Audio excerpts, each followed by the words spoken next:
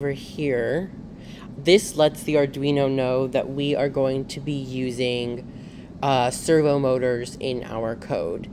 These two lines over here, we are naming our servos. So the first servo is named SRV or serv1, and the second servo is named SRV or serv2. This line right here is naming our button. So here we're doing a lot of things. We're telling the Arduino that our button, which we just named BTN or button, is connected to the pin 6 on our Arduino. So it will look to pin 6 to check if the button had been pressed.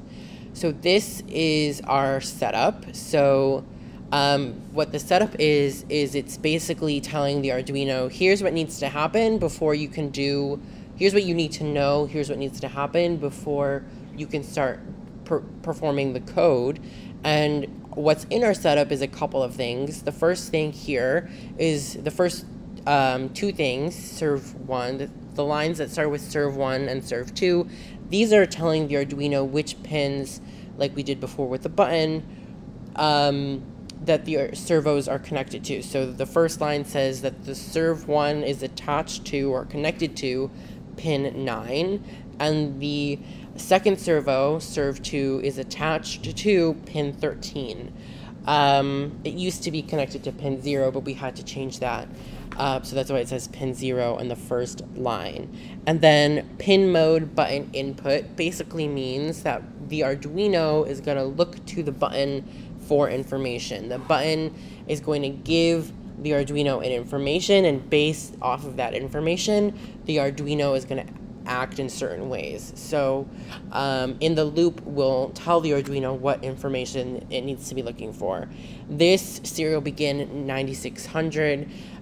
This turns the serial monitor on. In this case, the serial monitor will be acting as a timestamp for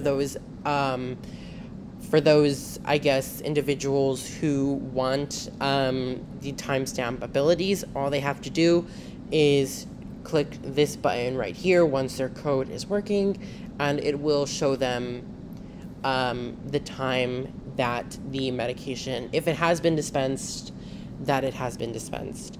This closing bracket ends the setup. So after the Arduino runs through these couple of lines, it will start the loop. The loop is the meat of our code. It is what we want to happen, when we want it to happen, how we want it to happen. The Arduino runs through from top to bottom, so everything that is here runs in order as it arrives, kind of like credits on a TV, like the end of a movie. So it's going to start by reading our if statement. The if statement is saying, this is what we want. If these circumstances are met, then do XYZ. So our circumstance, what the Arduino is looking for, is the state of the button. So if the button has been pressed, high means been pressed basically. If the button has been pressed, we want the Arduino to do everything that's in these brackets. So here's the last bracket. We want the Arduino to do everything that's in these brackets. So the first couple of things, if the button has been pressed for our timestamp users, we want the Arduino to display what's in these quotation marks. So if the button has been pressed, we want people to know that the medication has been dispensed at the time to the left of this message. So in the serial monitor, the time is at the left of the message. So yeah. So these couple of lines are the first part of two that rotate our servo. The highlighted portion is the first part, rotating the servo 90 degrees downward to open the door. So you see it says, but the way it works is it's going to move it 1 degree up to 90 degrees every 25 milliseconds. So you have control over how fast, how slow your servo opens or closes. For people who like a more precise, slower movement, they could change that from 25 milliseconds all the way from a degree to per second. So it'll take 90 seconds or a minute and a half for the servo to rotate all the way downwards. And then the second part is rotating the servo back. So the way servos work is that it has to rotate one direction and then it moves itself backwards, back to its stagnant position or its sleeping position. So this is that part. This is what we're telling the servo to do. We're saying, right now you're at 90 degrees, we need you to be at 0 degrees. So what it's gonna do is it's gonna move 1 degree per 25 milliseconds upwards up until it hits 0 degrees. So we're basically before we added 90 degrees, now we're subtracting 90 degrees. We want to be at 0. Here we're saying wait 3 seconds or 3,000 milliseconds before completing next action. We're saying we want there to be a little break in between the servos opening and closing. So wait a couple seconds.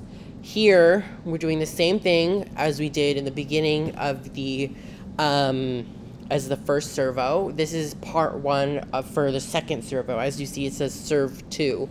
So we're moving the servo down 50 degrees, not 90 degrees. The reason why it's 50 degrees is because this second door has to account for the first door being in its way.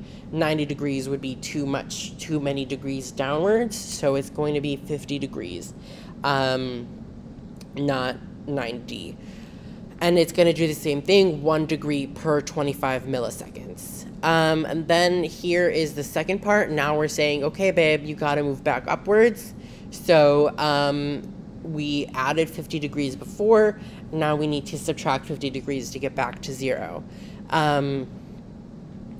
Here, after initially we wanted to, just for troubleshooting sakes, it's helpful to see if the code is working and if maybe the hardware isn't working. And this is how you do that. This serial print line button pressed, button not pressed, would have said that the button had not been pressed after the after these actions before it were completed. However, we did not want that anymore, so we decided to keep it in the code to maintain the structural integrity of the code, but we did not want it to say anything. And this little bracket ends our if statement. So right now the Arduino has done everything up to this point, and we're saying, okay, you're all done, let's circle back. So if our qualifications were met, do this, and once you're finished, wait for further instruction, basically. And then this else statement is basically saying, if these requirements, if these were not met, then don't do anything. Again, it used to say print the button had not been pressed, but we decided we didn't want that anymore. So we are just keeping it in to maintain a structural integrity. This little bracket ends the else statement. So basically what we have in our code right now is saying, if the button was not pressed, don't do anything. Sit still, look pretty, you got it, girl. That's basically what these couple of lines are saying. And then this ends our loop. So if the Arduino reached this point, that means it did everything it was supposed to do, and we want it to repeat itself, right? If the button had been pressed again, we want it to know to go back here, back upwards, and repeat this process to infinity and beyond. That is our code. Thank you for listening.